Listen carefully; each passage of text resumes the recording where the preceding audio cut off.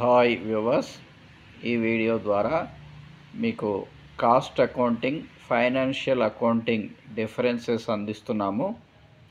ఇది కీలకమైనటువంటి వీడియోనే.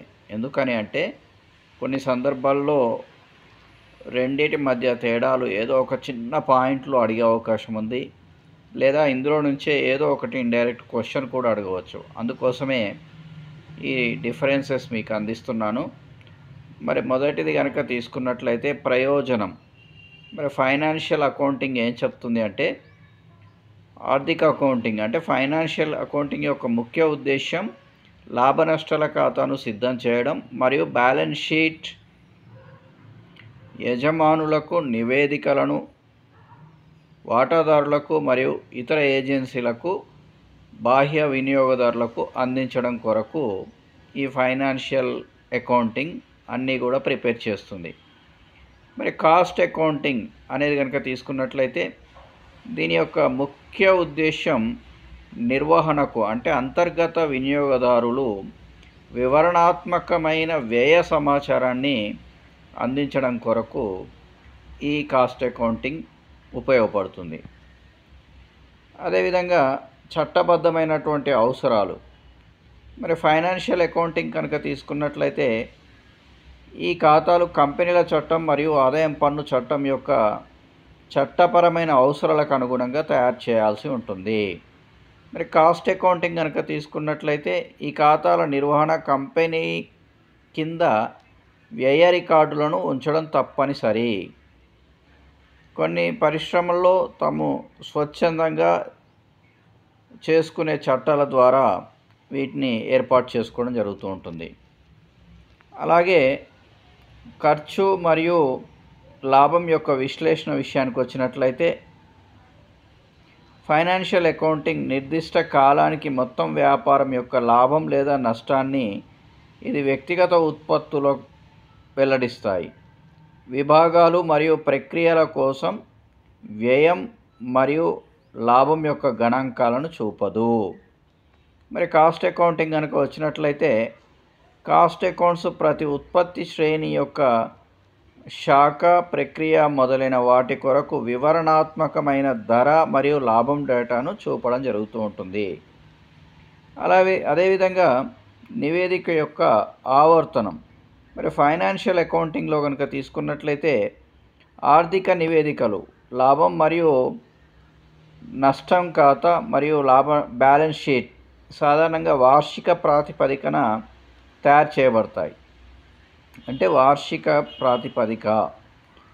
కాస్ట్ అకౌంటింగ్ కనుక తీసుకున్నట్లయితే రోజువారీకో లేదా వారానికో నెలకోసారి చూపెట్టే అవకాశం ఉంటుంది.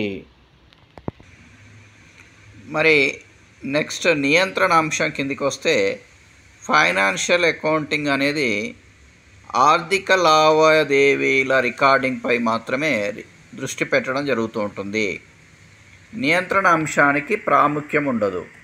కానీ కాస్టింగ్ కనుక వచ్చినట్లయితే ప్రామాణిక ఖర్చు మరియు బడ్జెటరీ నియంత్రణ వంటి ప్రత్యేక పద్ధతుల సహాయంతో నియంత్రణ యొక్క వివరణాత్మక వ్యవస్థను అందించడం జరుగుతుంది.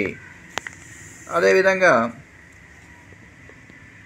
చారిత్రక మరియు నిర్ణయించిన ఖర్చులు కనుక తీసుకున్నట్లయితే ఫైనాన్షియల్ అకౌంట్లో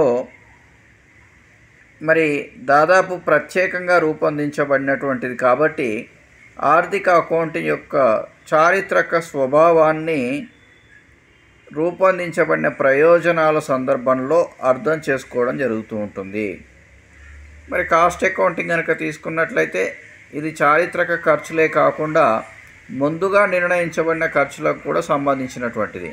ఖర్చు అకౌంటింగ్ గతంలో జరిగిన దానితో ముగియదు కాబట్టి ఇది భవిష్యత్తులో పనితీరు మెరుగుపరుచుకోవడానికి ప్రణాళికలను, విధానాలను విస్తరిస్తుంది. తర్వాత సమాచారాన్ని ప్రదర్శించే ఫార్మాట్ కనుక తీసుకున్నట్లయితే ఫైనాన్షియల్ అకౌంటింగ్లో ఆర్థిక అకౌంటింగ్ సమాచారాన్ని ప్రదర్శించడానికి ఏకరీతి అంటే ఒకే రీతి ఉన్నటువంటి ఆకృతి కలిగి ఉంటుంది. లాభం మరియు నష్టాలు, బ్యాలెన్స్ షీట్, నగదు ప్రవాహ నివేదిక. కానీ కాస్ట్ అకౌంటింగ్ వ్యయ సమాచారాన్ని ప్రదర్శించే విభిన్న రూపాలను కలిగి ఉంటుంది. ఇది నిర్వహణ అవసరాలకు అనుగుణంగా రూపొందించబడినది. అందువల్ల ఏకరీతి అంటే యూనిఫార్మిటీ అనేది ఉండదు.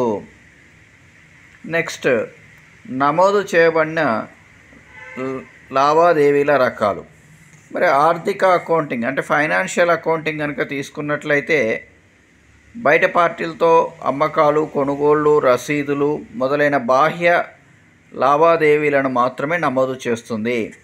అంతర్గత నమోదు చేయడం జరగదు, అంతర్గత నమోదులను. కానీ కాస్టింగ్ కనుక వచ్చినట్లయితే బయటి లావాదేవీలే కాకుండా దుకాణదారుడు ఉత్పత్తి విభాగాలకు మెటీరియల్ను జారీ చేయడం వంటి అంతర విభాగ లావాదేవీలను కూడా నమోదు చేస్తుంది. ఇక చివరగా కనుక తీసుకున్నట్లయితే తయారు చేసినటువంటి ప్రకటనల రకాలు. ఫైనాన్షియల్ అకౌంటింగ్ లాభం మరియు నష్టాల ఖాతా, బ్యాలెన్స్ షీట్ వంటి సాధారణ ప్రయోజన ప్రకటనలు సిద్ధం చేస్తుంది. అంటే ఆర్థిక అకౌంటింగ్ అనేది అనేక వర్గాల ప్రజలు ఉపయోగించే సమాచారాన్ని తప్పనిసరిగా ఉత్పత్తి చేయాలి. వీరిలో ఎవరూ సమాచారాన్ని స్పష్టంగా నిర్వచించలేదు. మరి కాస్ట్ అకౌంటింగ్ కనుక తీసుకున్నట్లయితే ప్రత్యేక ప్రయోజన ప్రకటనలు మరియు నష్టంపై నివేదిక, నిష్క్రియ సమయ నివేదిక లేదా నివేదిక మొదలైన నివేదికలను రూపొందించాల్సి ఉంటుంది. కాస్ట్ అకౌంటింగ్ వినియోగదారుణ్ణి గుర్తిస్తుంది, అతని సమస్యలు మరియు అవసరాలను చర్చిస్తుంది. కాబట్టి ఇది చాలా ముఖ్యమైనటువంటి విషయంగా పేర్కొనే అవకాశం ఉంటుంది. మరి ఈ విధంగా ఈ డిఫరెన్సెస్ అంతా కూడా మీరు నోట్స్ ప్రిపేర్ చేసుకొని ప్రాక్టీస్ చేస్తారని ఆశిస్తూ వీడియో లైక్ చేయండి, షేర్ చేయండి, సబ్స్క్రైబ్ చేయడం మాత్రం మర్చిపోకండి. All the best.